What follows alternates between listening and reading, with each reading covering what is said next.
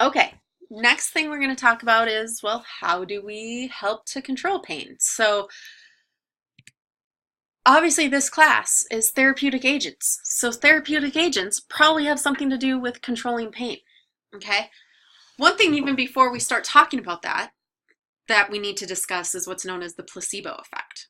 So you guys have all probably heard of the placebo effect, right? Like we see it most often, think about it with drugs, right? You give someone a sugar pill or a Tic Tac or something, and because they think it's the newest, greatest thing, they feel better. We see it a lot in the articles that you're going to read about modalities. It's what we call a sham treatment, okay? And they're really trying to make sure that the placebo effect doesn't override the actual effects that we would see. So thinking about ultrasound, right? So they would divide their groups up. They'd have the control group, right, that doesn't get any treatment whatsoever. Then they'd have the experimental group that gets the ultrasound treatment. Then they would have what's called a sham group, which you maybe do the ultrasound motion. You take the head and you rotate it on the skin like you've seen people do for ultrasound, but you never turn the machine on. And so it's seen like if the person just thinks they're getting treatment, do any results happen? The placebo effect is powerful, but the concern is if you rely on placebo effect, you don't actually help the person, right? So there is a condition happening, something is going on that we want to facilitate. If the placebo effect helps and helps us get that person to our number one modality, which is, and everyone should be shouting, exercise, right? So if we get to that point, if placebo is helping and they think, they're getting better, that's great because we're still getting them to the point of doing exercise. It's when they're just relying on that it's a problem. And so it's a tricky thing. Some people are really susceptible to placebos, others aren't. It has nothing to do with intelligence. It has nothing to do with how in tune they are with their body. It's just a thing that happens. Okay, so that's the first piece. But now let's talk about other ways we control pain, specifically what we're going to see in this course. So with therapeutic modalities, we are usually using energy, some form of energy, whether that's thermal energy, electrical energy, sound energy. We're using some sort of energy to stimulate the sensory receptors and activate either the ascending or the descending mechanisms of gait. Okay, there are lots of other things these modalities are going to do that actually help to treat the primary, right? The primary pain control. Okay, but when we talk about pain relief, our modalities are usually somehow involved also in secondary pain, which is about affecting the perception of pain and the transmission of the pain signal. And so usually either the descending or ascending pathways. So thermal agents, let's talk cold first. So putting ice on someone. It acts as a counter irritant. Okay, counter irritants actually stimulate the skin surface. And again, just like our A beta fibers, just like our level 1 pain relief, we feel that sensation instead of feeling the pain. So that's actually the same kind of way. It's the same for heat and the same for cold. It's the same as when you put on Icy Hot or put on BioFreeze. You feel the sensation on your skin. It is not actually heating or cooling the tissue, which when we start talking about these thermal agents, not only do we want this pain relief that happens, there are other things that happen physiologically that help heal the area. You don't get any of that with a counter irritant, with an Icy Hot or a Flexol or BioFreeze, okay? But with cold, you do get that counter irritant, right? So we experience the A beta, and that can actually then also the counter irritant can stimulate the A deltas as well. Remember, temperature traveled along the A deltas. And so we get that descending mechanism of pain control. So we release the enkephalin. Okay, so think of our central biasing for the C fibers and the A deltas. Think of our opioid release for potentially for the A deltas. And that modality also, besides activating the enkephalin because it's a counter irritant, it also decreases the nerve depolarization. And what happens is it decreases the activity of the sodium-calcium pump, or potassium pump, excuse me, that we talked about in your review of nerves back in chapter 1. So if you need to review that, go back. But it decreases the activity of that pump because And when you decrease the activity of that pump, you decrease the rate of depolarization. So how the nerve fiber is going to depolarize in order to send the signal. And thus we increase the threshold of pain. And it happens to the small unmyelinated first. So it happens to the C fibers and the A delta fibers first before it would happen to A betas. So that's why when we put ice on someone, it will actually take away their pain before it actually takes away their sensation. So we'll get into all that when we start putting people in cold tubs and in slush buckets. It's actually usually painful first. Cold pain is a real thing. But that bombards those A deltas and those C fibers and stimulates the descending mechanism. And so we get the release of either opiates or the enkephalin, depending on which way we're going. And so we decrease the pain. And usually the pain goes away before the person actually says they're fully numb, quote unquote. Like if we still touch their leg, they would still feel our touch, but they don't feel the pain as much anymore because it happens to the A deltas and the C fibers first. It will also eventually happen to the A betas, and you'll go completely numb, and we've all experienced that, right, where you can't really feel your foot. But it happens to those pain fibers first. Heat. The heat therapeutic agents act initially as counter-irritants as well. So they reduce pain. That's mainly more through the gate control, through the ascending pathway, where we just feel the heat on the surface. And so the A betas get to the gate faster and close the gate. So those sensory nerve fibers are stimulated. They increase the depolarization of the peripheral nerves. What also can happen is heat actually also affects muscle spasm. So that was the secondary pain controller, right? We block, and the counter irritant and the A betas block the pain that way. The primary is we can actually, heat tends to decrease muscle spasm. It tends to tell the muscle to relax. And so if we decrease muscle spasm, if we're stuck in that pain spasm cycle, we actually primarily can control pain that way. On to therapeutic ultrasound and diathermy. So they act very similarly to heating because they're heat mechanisms. They're just deep heating versus superficial heating. But one of the big ways that they affect pain is that they'll actually increase cell membrane permeability. Now, what does that have to do with pain? Here it is. Because they affect cell membrane permeability, they affect how sodium leaves the cells. It's what we call our sodium channels. So those sodium channels open up and they flood the area with so much sodium that then the sodium potassium pump doesn't work in the same manner. And so then it decreases the depolarization and thus increases the threshold. Okay, so that's one way that they help with pain. They also increase blood flow within the muscles, which helps to wash out a lot of those chemical irritants that are actually, aggravating those nociceptors. So we have, again, both a secondary approach with the depolarization as well as a primary. We actually can get those chemical irritants out of the area. And so it kind of helps with the ischemic or hypoxic pain that they might be experiencing. E-stim, our next modality there, which is actually going to be the first modality we talk about in a couple weeks, that's the biggest form of our secondary pain relief. All of our pain theories that we talked about, level 1, level 2, and level 3, those pain control levels, those have direct ways that we can target that with E-stim. Okay, so if we use a sensory level E-stim at what we call a submotor level with high pulses per second, we target A beta fibers. And so we'd get level 1 pain relief and inhibit it through the gate control. If we target motor level E-stim by using moderate or strong muscle contractions with low pulses per second, we can activate the endogenous opiate release, or a level 3. If we activate those C fibers with the pain inhibits pain, then we can get the central biasing mechanism and get pain control that way, our level 2. So E-stim is directly going to be related back to those 3 levels of pain control.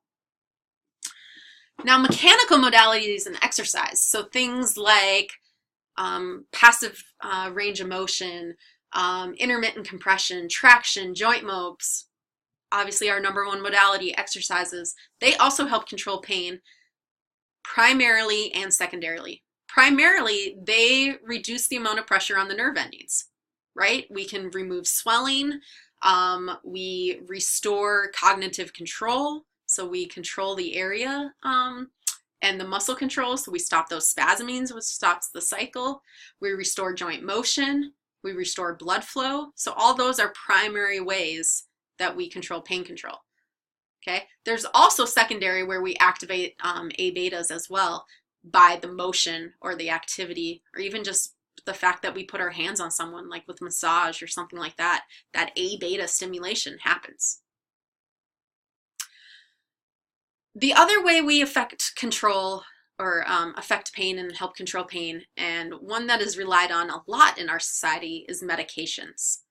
Medications help to reduce pain by decreasing the inflammatory response or by blocking noxious stimuli, so blocking the ability of the nerve fiber to depolarize, or altering our pain perception, what we sense. So the pain still is happening, but we don't sense it in the same way. Okay, and we have our analgesics and anti-inflammatory medications. We have local anesthetics, which are like nerve blockers or lidocaine or things like that.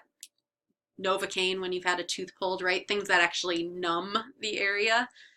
And then we have our opioids and our analgesics. So the anti-inflammatories, I'm going to show a little diagram of how those work. We'll talk more about that when you take drugs in sport. If you haven't already, you'll get how those mechanisms work. But basically, we stop the inflammatory process in a certain level by stopping prostaglandin from being made. The local anesthetics block the nerve conduction via blocking the sodium channels. So again, they don't let sodium move, so the sodium potassium pump can't work, so we don't get depolarization of the nerve. And then the opioids, they're the trickiest. So what they do is actually block the unpleasantness of pain, so up in the amygdala, okay? But they do that without blocking the sensation, the touch, the proprioception, the kinesthesia of that body part, because it comes from blocking the signal up in the amygdala. Okay, so we lose the central control, the central sensation of pain. And then that interacts with the neurotransmitters on those receptor cells. It's usually only used for severe acute pain or pain that's not responding to the other mechanisms, because they also have a lot of dangerous side effects. They're addictive and so on. So what I want to show you is what we call the arachidonic acid cascade. And what this is when your body is going through the inflammatory process. We know we have all those chemical mediators, and they kind of trigger these cascade of events. This is one of those cascades of events. So when you're injured, there's arachidonic acid in the cell membranes, and that gets released. And phospholipase, which is an enzyme, anytime you see ACE, A-S-E, right, are enzymes. Phospholipase turns that into free arachidonic acid, so it releases it out. That arachidonic acid is then going to be responsible for transferring and kind of turning into a couple different chemicals. First one is if lipoxygenase, another enzyme, gets and interacts with arachidonic acid, that's going to produce leukotrienes. And leukotrienes are part of the inflammatory response, especially in our respiratory system. That'll be something important when we talk about drugs in sport and why people with asthma should potentially not use certain drugs, because it blocks those leukotrienes and can affect the respiratory system. And then you have what we call cyclooxygenase, or COX. And you have two different COX enzymes. You have COX-1 and COX-2. And if those interact with arachidonic acid, they form either prostaglandins or thromboxane, which those should sound familiar. Those are part of the inflammatory response. They're part of the chemical mediators really responsible for stimulating the inflammatory response phase. Inflammation, swelling, pain are 5 signs of inflammation, come as a result of prostaglandin and thromboxane being in the area. Okay. There's lots of different types of prostaglandin. There's ones that are in your GI tract, which is another reason why certain anti-inflammatory drugs like Advil or especially aspirin can be really damaging to your GI tract, and you can get ulcers because these have effects across the body. But what our focus ends up being on is the inflammation and how we can help reduce that pain. But it's really good to know that putting a drug in your body not only affects the pain, but it affects other places. Any place that these chemicals would have a receptor site, that will be affected if we block that. And so it's important to think about that those side effects that you read on drugs aren't just things that are out there. They're there for real reasons, and it's because what you're blocking usually also potentially has an effect on these other cells. So if we blocked somewhere in this process, if we stopped some of these enzymes from happening, we would affect everything later on in the process, and thus can affect inflammation and potentially pain. Okay. COX-1 tends to occur in all tissues. COX-2 is really something that is in more localized areas, blood vessel walls, kidneys, but most importantly, this is what really is at the site of tissue injury and inflammation. And so as drugs evolved, we thought different ways of how to block some of pain. Okay, so again, this is our diagram. So let's say we're using a traditional NSAID, which is a non-steroidal anti-inflammatory drug. How they work is they are going to block or kind of affect cyclooxygenase 1 and COX-2, and thus prostaglandin thyroxine doesn't happen, and thus the inflammation, swelling, and pain doesn't happen. Okay, that's great, except we've spent last chapter talking about how we need the inflammatory process to occur. So usually we don't want people to take anti-inflammatory drugs, aspirin, Advil, naproxen sodium, which is Aleve, ibuprofen, which is Advil, any of those things too early in the process, because we don't want to stop those signals from happening, because we don't want to stop the inflammatory process. We want it to go through. So usually we say don't start taking NSAIDs until you're out of the inflammatory phase. So usually, again, our 24, 48, 72 hours. But again, thinking chronic pain, this can be helpful. So that was for traditional NSAIDs. There's also drugs that are called COX-2 inhibitors. The most common one is Celebrex. It's a type of anti-inflammatory that specifically only targets COX-2. So COX-1, like we said, is in a whole bunch of different tissues. So when you take a lot of a traditional NSAID, you kind of affect a lot of the different cells in your body, including the GI tract and other things. So you're more likely to get ulcers or have other issues. The COX-2 inhibitors only affected the COX-2, which then only kind of partially affected the prostaglandins and the thromboxane, usually specifically at the site of injury. And so they're used a lot of times when people have chronic pain, arthritis conditions, where again, they're probably going to be on this drug the rest of their life because the arthritis is not going away. Primary pain control. We can't do much about the injury itself. What we're trying to do is a secondary control. And so they'll take Celebrex multiple times, a day or once a day, depending on their pain, and have their effect that way. Corticosteroids, so non-steroidal anti-inflammatory drugs. These are actually steroid inflammatory drugs. They actually start the process all the way up at phospholipase. So none of this happens. So this is especially someone in an acute situation. We don't want to just give them a corticosteroid injection because it will stop the entire inflammatory process. Nothing will happen. It will also affect the respiratory system. It will affect anywhere else any of these chemicals need to be. And so it's usually something, again, for chronic pain that it's used, where we can, isolate the area. We usually inject into the area, though there are oral corticosteroids as well, but we really try to make sure that we're going to target specifically that tissue. One more thing to talk about pain control, okay, is what we call Dehne's Spinal Adaptation Syndrome. And we talked about this actually a little bit already when we talked about the fact that when we go through the inflammatory process, we get that spasming that occurs. That spasming affects then how we, as a conscious individual, can control our body part. And since we want to have that progressive controlled mobility and start doing our police kind of stuff, it becomes important that that doesn't happen. And that's what this Dehne's Spinal Adaptation Syndrome really means. So sensory pain impulses from injured tissue alters, most likely excites, the central nervous system at the spinal cord level. So kind of that sensitization. What happens is now the spinal cord and the central nervous system becomes so respondent to that sensory input, that ascending track, that we decrease the ability of our conscious stimuli to control that area, to be able to kind of break through that signal.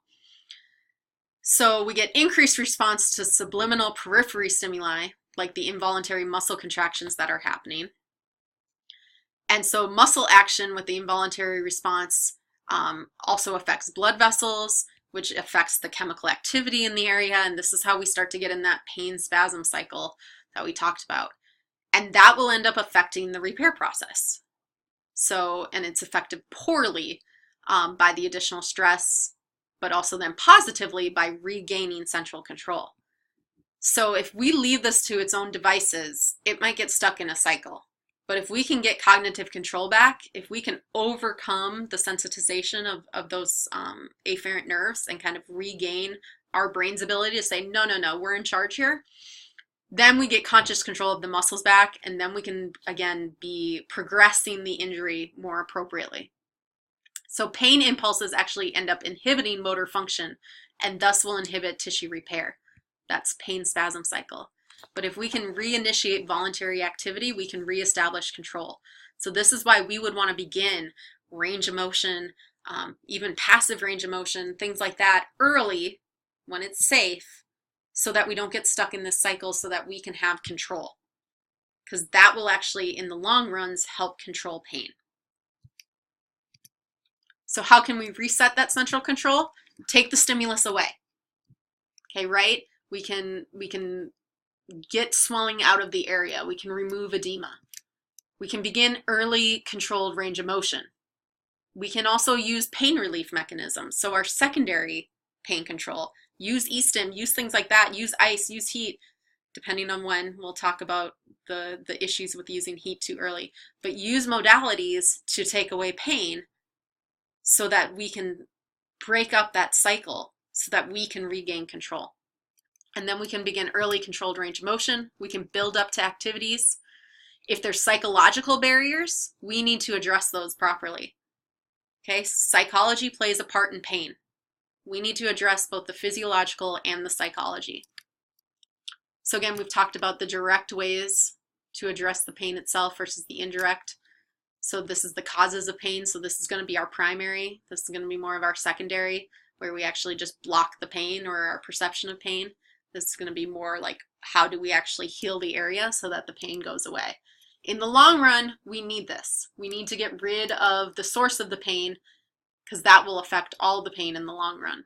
But sometimes we need to do a combination of these two in order to get someone through the process as quickly and safely as possible. So what are some of our pain management? If we limit the damage to begin with, this has to do with secondary cell death and all that stuff we talked about in the tissue response to injury, using proper first aid.